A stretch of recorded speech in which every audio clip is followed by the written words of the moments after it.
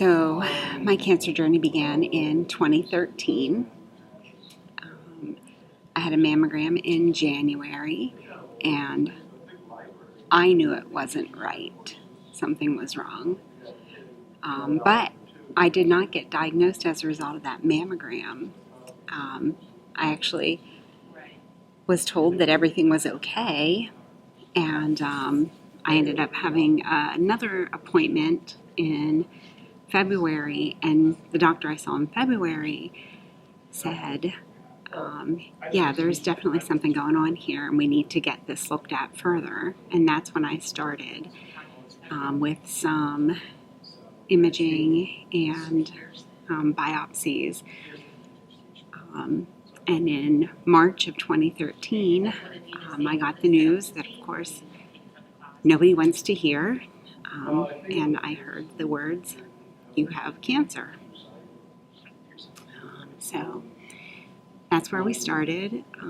And I kind of I feel like I got on a fast track because my sister had previously been the director of the Center for Breast Health at Evangelical Community Hospital. And so I met with Dr. Turner at Evan, and in April of 2013, I ended up with a bilateral mastectomy. And then what did you, like, I guess just to go backwards, as soon as you heard that, was it like, for you, was it like? It's still like that. Sorry. No, absolutely.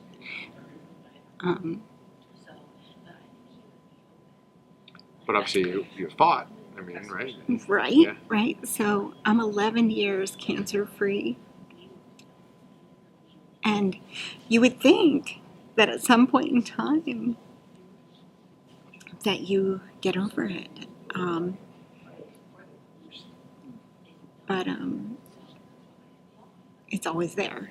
Yeah, you count down, like you kind of count down because like you want to hit those milestones, you know, like, oh, right. When you hit 5 years, you celebrate. Right.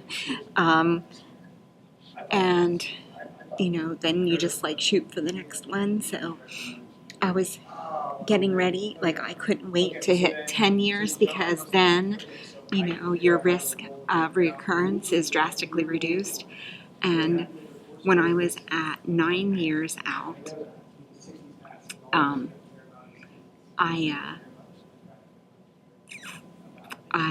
I was having chest pain, and so I tried to do the, you know, walk it off, relax, everything's okay, because I was afraid if I went back to the doctors, they were going to tell me that the cancer was back, and it actually ended up being another health issue when I finally did talk to my doctor about it.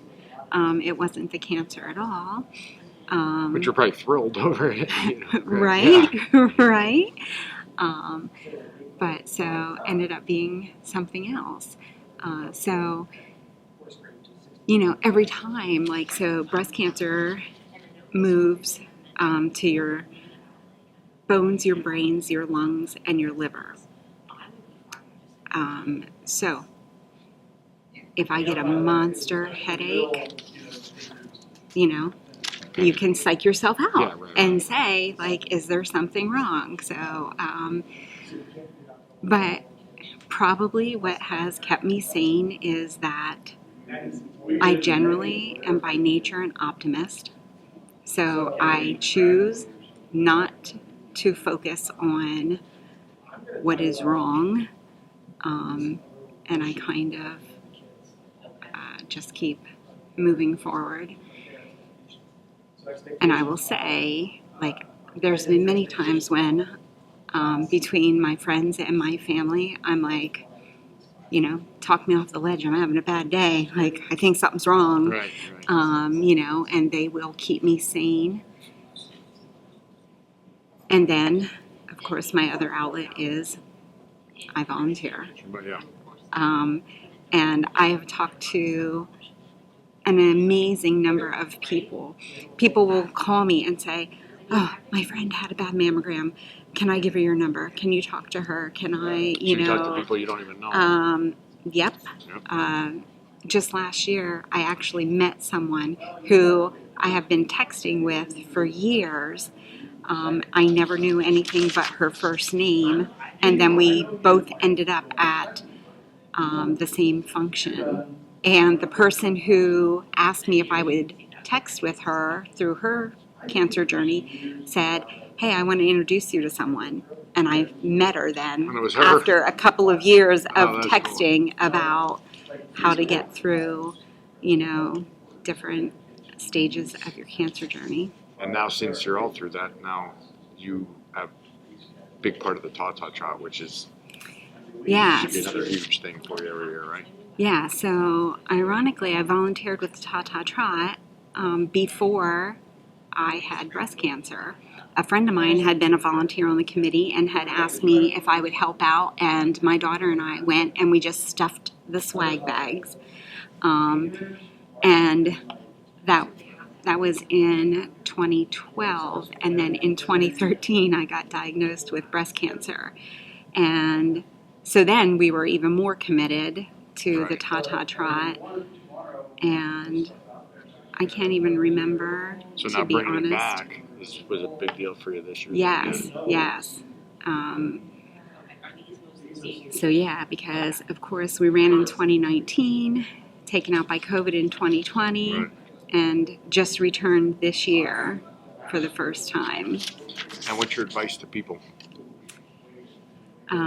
Be your own best advocate. You know your body better than anyone else, and if something seems wrong, it probably is wrong. Kind of the go with your gut. My one friend and I always say your gut is always spot on, and I would say that's definitely true. And it doesn't have to be cancer. It can be some other type of medical issue, but if you are not feeling well, then you probably aren't well.